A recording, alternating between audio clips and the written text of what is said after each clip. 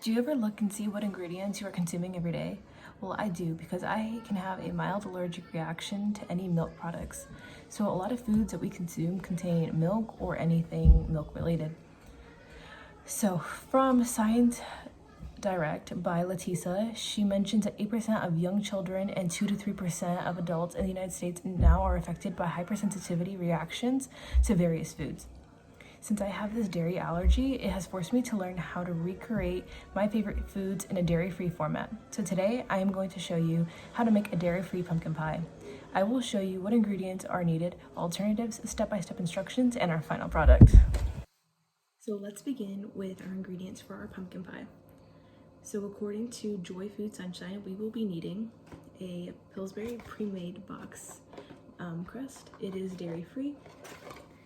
I will also be using the Libby's pre-made pumpkin puree.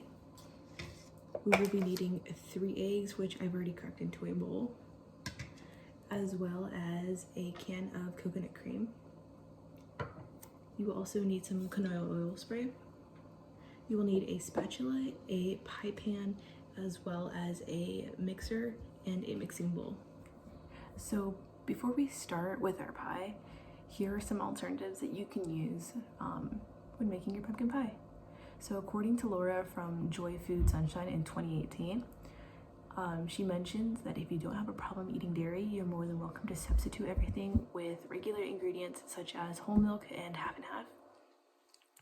You can also substitute the coconut milk with a dairy-free creamer that is unsweetened. It's also recommended that you don't use almond milk because it's a thinner consistency, so it won't be as rich as the coconut milk. Also, if you do not have vegetable shortening, cooking spray, you're also welcome to use vegan butter as well as regular butter to butter and grease your pan. So now let's begin making our pie. So you're gonna go ahead and get your pie pan, and you're gonna get your spray, and you're gonna go ahead and grease up your pan.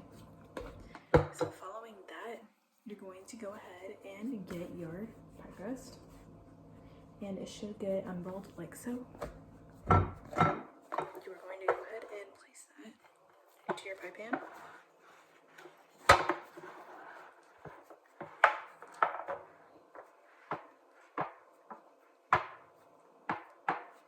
Like so.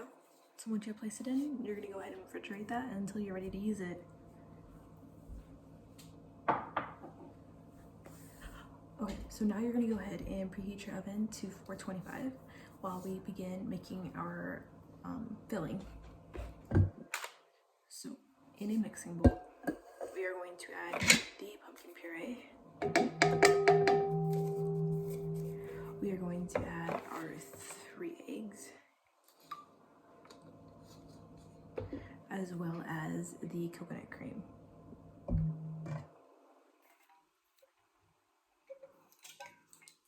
So we are going to mix this on medium speed for roughly about 2 minutes. So now we are going to get our wet mixture, and we are going to go ahead and get our pie crust, and we are going to fill it just about to the rim before it spills. So go ahead and pour that into your mixture.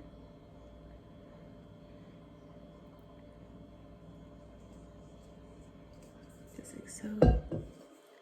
So now we are going to bake this for 10 minutes at 425, and once that is done, you're going to go ahead and lower the heat to 350 for 35 minutes, and you're going to check it and see if it's set. You're going to know if it's ready if you stick a knife through it and it comes out clean. So I'll be back in a few. So about 2 hours ago, I took out my pie and I let it rest outside. So now it is ready to be cut and eaten. So now you're ready to enjoy your pie. So today I discussed to you the ingredients, the alternatives, the step-by-step instructions. So with the holidays rolling around, bring a homemade pie instead of buying a store-bought pie. Thank you.